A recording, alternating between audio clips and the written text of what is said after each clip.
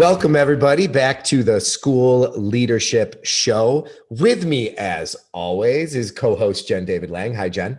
Hi, Mike. Always good to see you. Good to see you, too. And we have a very special guest today, Danny Bauer, who runs the podcast Better Leaders, Better Schools, and also has a new book that we're going to talk about. But before we get into it, Danny, can you, first of all, welcome. Hey, Mike and Jen, thank you so much for having me on the show. This is a huge honor. We are excited to talk to you. And could you tell the listeners a little bit about your background and kind of what you're working on currently, and then we'll jump right in. Yeah, background that's relevant to the show, just always, I used to call myself an artist and that the classroom was my canvas. I really love the classroom experience, and not unlike many administrators, I never saw myself leaving the classroom. It was a invitation, a sort of gentle nudge from a friend who was moving into a principal position, and basically said, Danny, I see leadership skills in you, and I need people that I know and can trust on the team. So long story short there, that's how I got into administration. And my lived experience is just that, hey, I'm a school leader. I want to grow my skills. And the reality, again, my lived experience was that there just weren't a lot of leadership development opportunities. If they gathered principals or assistant principals in the districts where I served, it was raise test scores, student achievement, increase attendance, do something about discipline, or you're fired. And it had nothing to do about creating lasting and meaningful vision, handling tough conversations, dismantling oppressive systems that could exist in our schools. That's what I was interested in. So I started the podcast, and here we are. So you started the podcast, around 2015, and you've got 357 episodes out there. That's serious production, man. That's pretty good stuff. I could barely count that high, Mike. So yeah, the show started in 2015. By the time this show airs, it's been 6 years, because it launched September 2015. So that's actually, I haven't reflected on that yet. I'm doing that live with you and Jen. So it's kind of neat that this book's coming out, around the anniversary of the podcast launching. So wasn't planned that way, just stars aligned. No, totally own the fact that you have such fabulous planning skills, and it's I wish I did. all predetermined, and it's unfolding exactly as the plan that you have masterminded. Oh, wait, which, by the way, that's what your book's about. So let's talk about this. So you talk about your book. What's it all about? And how did you decide to go after this whole concept? Yeah. Again, a lot of the things that seem to work for me is just because lived experience. I just tap into that. And the honest answer is, when I started the show back in 2015, I wanted to grow it, increase my impact, and serve more leaders. So I personally joined a mastermind called Iron Sharpens Iron. It was a tremendous experience. I'm still in that group 6 years later, and I grew so much personally and professionally, the light bulb went on. And I said, whoa, what if I showed up for school leaders in this way, right? Connecting isolated folks and having the kind of conversations that I desired to have, and going deep into education and leadership, and doing that on a weekly basis. What would happen if I started to invite people? And so that is true. Now, researching for the book, I found out, right? Like Napoleon Hill, Think and Grow Rich, he talks about the mastermind in that book, which is, like probably about 100 years old at this point. And folks like, famous, successful people that we know, FDR, Thomas Edison, Henry Ford, Andrew Carnegie, these kind of people had business masterminds that helped them be a success. So it's pretty cool just to bring this, to educational leaders. Maybe Danny can start a little bit with the structure of the book. Would be a good way to structure the podcast. That you have these two parts of the book. The first part you've touched on a little bit, which is, what's the problem right now with the model of professional learning for leaders. So what is the problem that you see that we have currently with how we grow our leaders in schools and districts? Yeah, it's different for everyone. It can land flat sometimes for leaders. And it just, I think new blood, new approach in iterating the PD model is necessary. In researching for the book, I came across a study that NAESP and the Learning Policy Institute did in 2020. Now they surveyed like 407 elementary principals, which I think is a good size. We can generalize, the results from that study. What they found was alarming, right?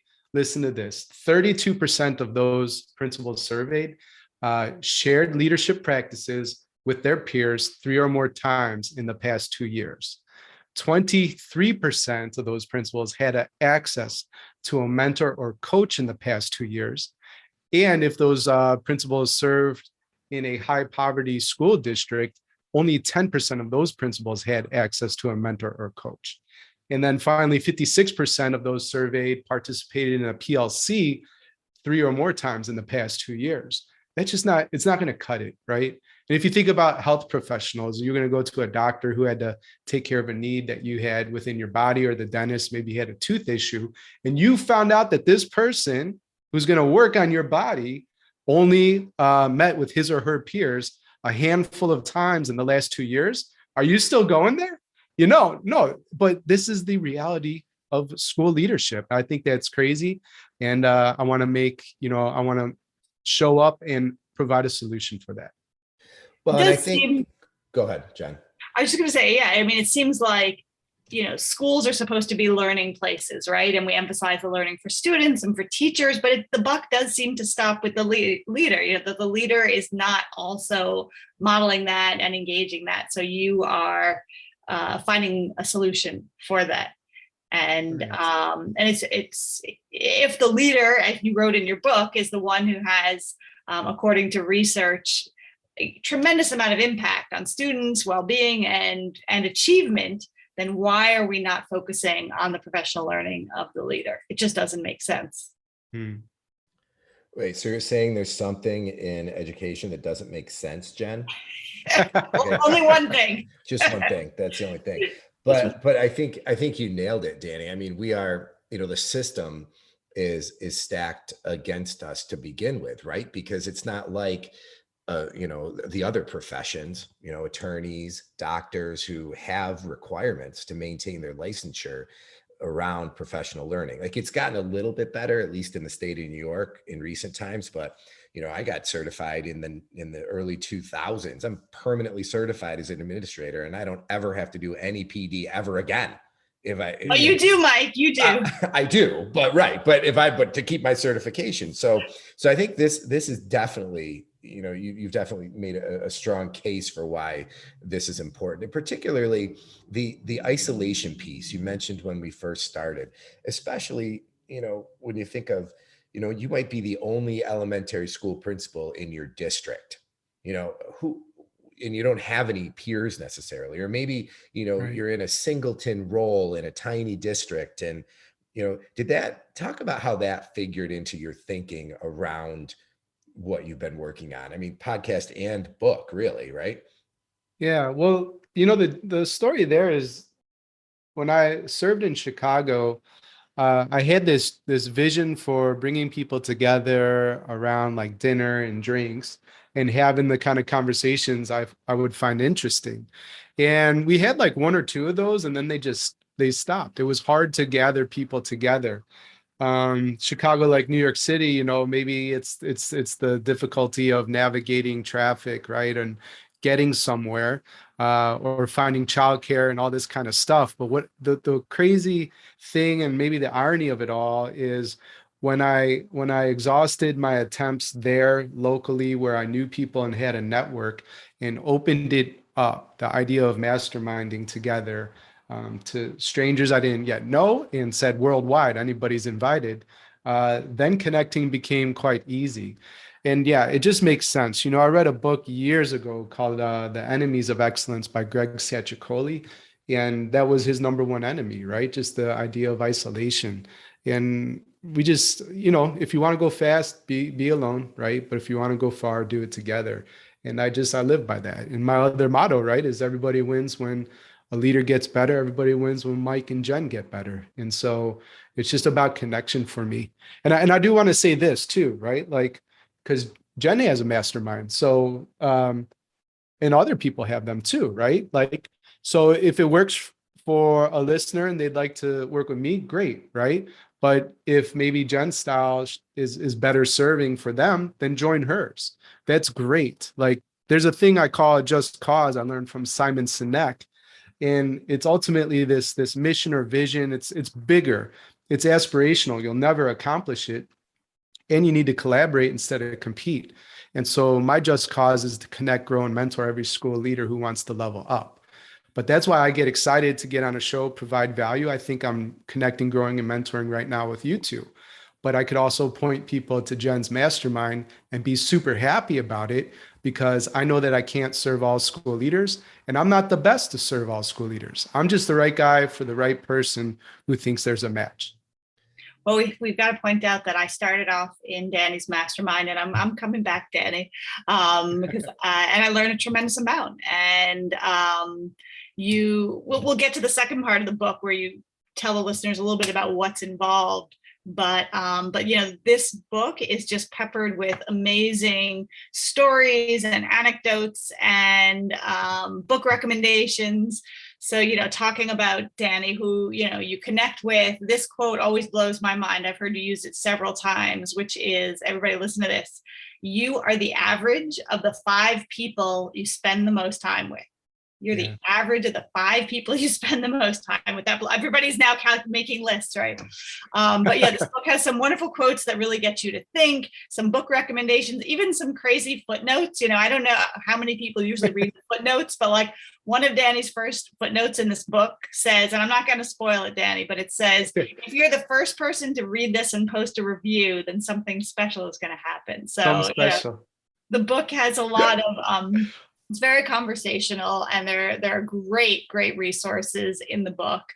And he is addressing the problem that leaders are isolated. They don't have good, authentic professional learning opportunities. So the second part of the book, Danny talks about the mastermind model that he has developed for educators. So maybe you want to tell the listeners about what it is you actually do in your model. Yeah, sure. Thanks, Jen. And the story there too is like Ariel, who was my senior editor over at Corwin.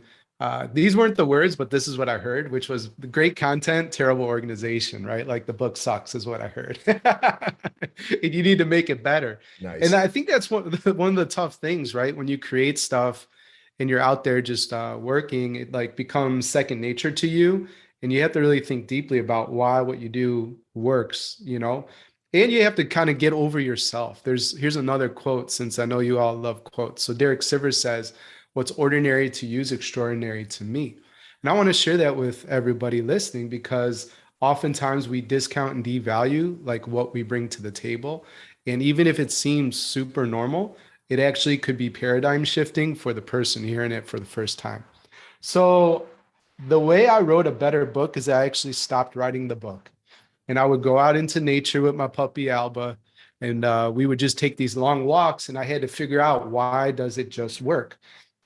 And this became the organization of the book, was the framework that I call the ABCs of powerful professional development.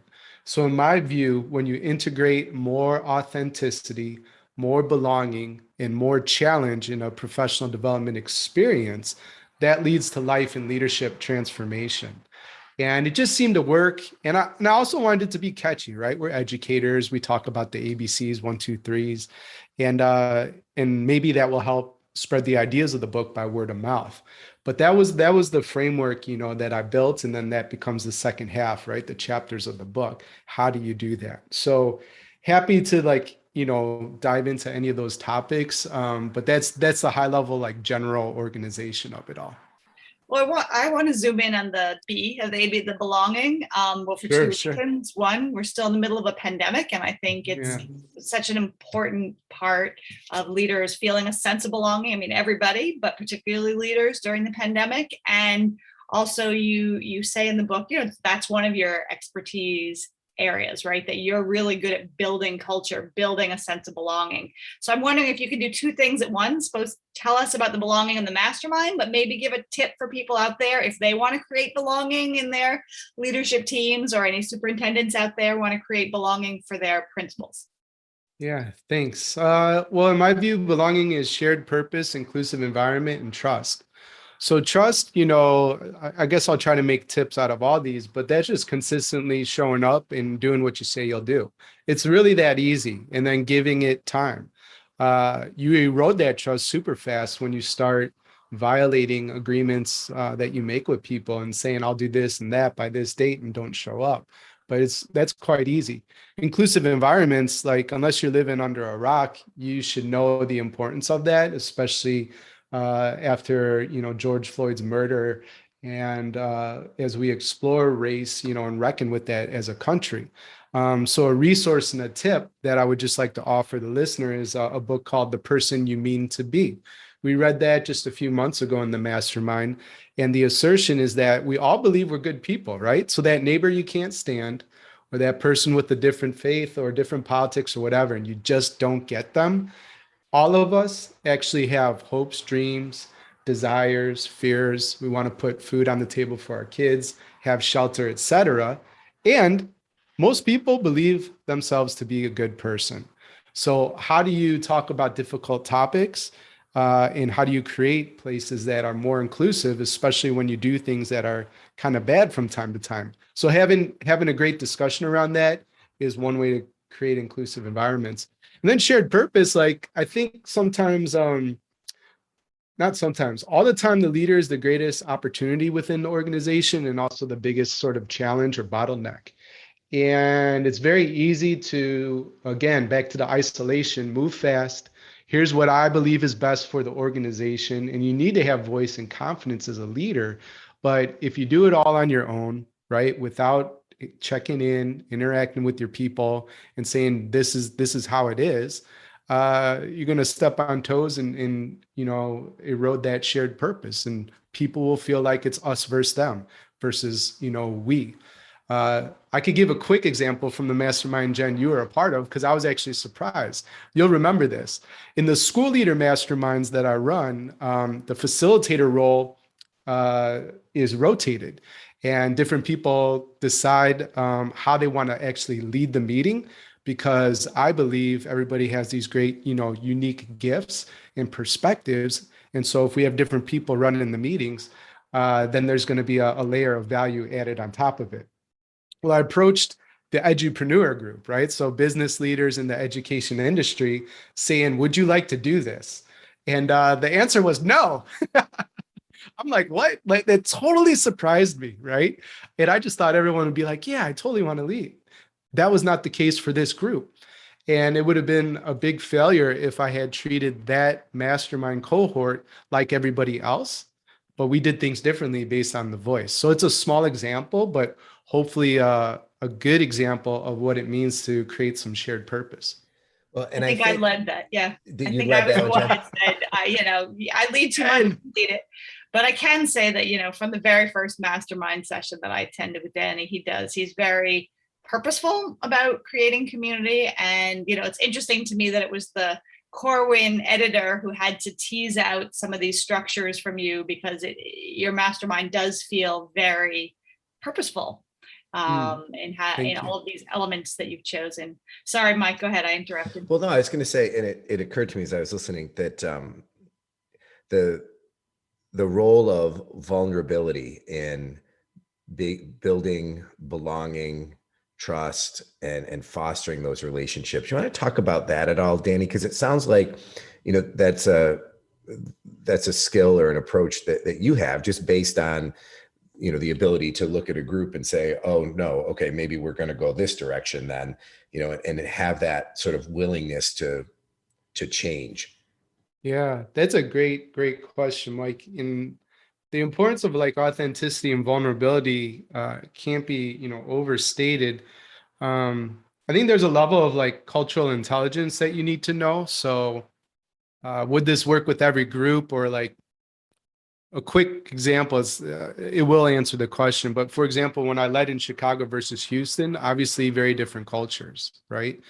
And I would have been a better leader in Houston if I would have researched more, just understand the culture and how things were done. Not labeling it as right or wrong, but being a student, right? And researching and understanding.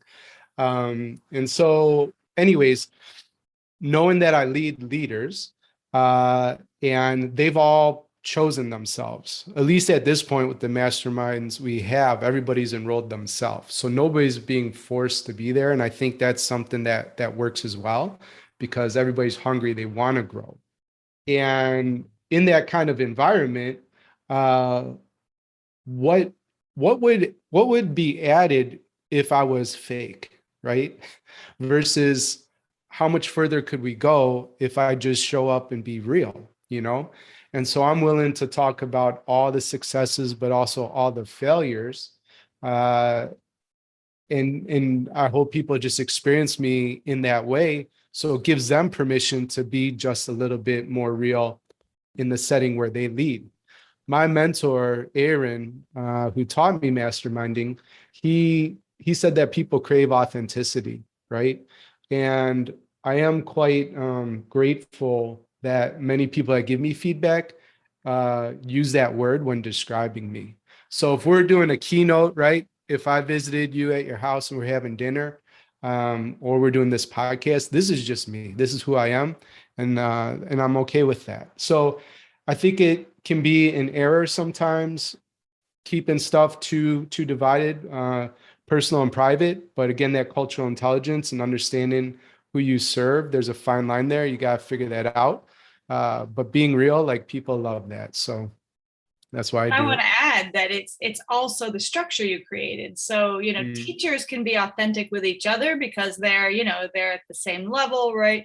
But if you're a principal, it's very hard to be fully authentic with and show vulnerability with parents, let's say, or with your boss, with the superintendent. So I think you've created this structure that allows people to come together and be authentic. Yeah, I really appreciate you saying that, Jen, because one of my new connections, I'll give a shout out to Megan Marcus. She runs a company called Fuel Ed. But what did she call it? I'm forgetting the exact term that she named it. But the gist of it is, as a principal, you hold space for your faculty, right? And parents and students. And oftentimes, they let out what's on their chest with you. But where does the principal have to go, right? And so that's part of the mastermind as well, is that creating that safe space where people can just say, and celebrate and enjoy the wins, but also be like, man, I really messed this up. Or I'm scared because I have no idea like how to proceed with this very difficult challenge. And then if you see the cycle, right, I have a place where I go for that. And so everybody should have a place where they can get served in that sense, and then have a place where they can give back. And I like that you included the wins too, right? So that you don't have to feel like you're a braggart. I know that we hit authenticity, your A, authenticity, your B, belonging a little bit. And I know Mike likes to keep these short, but there's just one part of the challenge that I saw in your book that just really stood out to me. And that is that you've created this mastermind mindset scorecard. I love tools. I love a tool, especially if it's on one page. And so basically, Danny has outlined 12, is it 12? Values that mastermind members embody. And he has it, it's like a rubric, almost like, like a principal evaluation rubric. Obviously, you're not evaluating your members. And then there's they can self-evaluate, right? Or self-assess where they are from 1 to 12. So can you tell us a little bit about this great scorecard? Yeah, thanks. So it is in the book, and I hope people actually use it. That's the point. It is a challenge because it's like self-reflection wise, how do you want to grow as a leader? And in some respects, it's a way for me to qualify the right kind of leaders to work with. Having high scores doesn't mean you're optimal for the group, but I actually, through a discussion, hearing how you want to grow, that's how I use this tool now. But there's 12 categories, Jen, as you mentioned: generous, hunger, welcomes feedback, candid, and a whole bunch of others. I won't read them all to you. But the thing I do want to highlight, and this is a way that I think every school could level up, is on a rubric, include the now, right? There's a column for now where you score what's your current present reality. But then there's a column for next, right? And so if you are right now a 6 in your generosity and you want to bring that to a 10, you name that. And then the conversation, with me or with some of your peers is, well, let's like make a plan. Let's think about people in the network we can connect you to and support you through this, right? So that you're able to achieve those goals. So yeah, thank you for highlighting the scorecard. That was a lot of fun to create. So talk a little bit about the structure of your masterminds. And I know it might vary group to group, but generally, how do you approach this kind of professional learning for folks who might be thinking, I don't know if this is for me? Yeah, and it might not be, right. I hope it's a great opportunity for the right people, and maybe for some, they're going to pass. But the general structure, you can count on a time of slowing down, because every leader I know, they hit a milestone, they're off to the next, right? And they forget, like, this feels good, like doing what we set out to do and accomplishing this aspirational goal. So we slow down, we celebrate wins. People share tips of the week, right? And so what's working, what are they noodling on, in their respective contexts of leadership. There are high-level book studies, right? And one of the edges I chose for my mastermind, it's not the right way, it's not the only way, it's just my way. We actually don't read books in education, right? And so we read other books. I mentioned The Person You Mean to Be. We're just finishing Stillness is the Key by Ryan Holiday, a great read after coming out of a very chaotic, year and a half. And so anyways, there's a book study. Then the last part, everybody's in an experience, is the hot seat. So that's where you, Mike, might say, like, here's the number one challenge I face, right?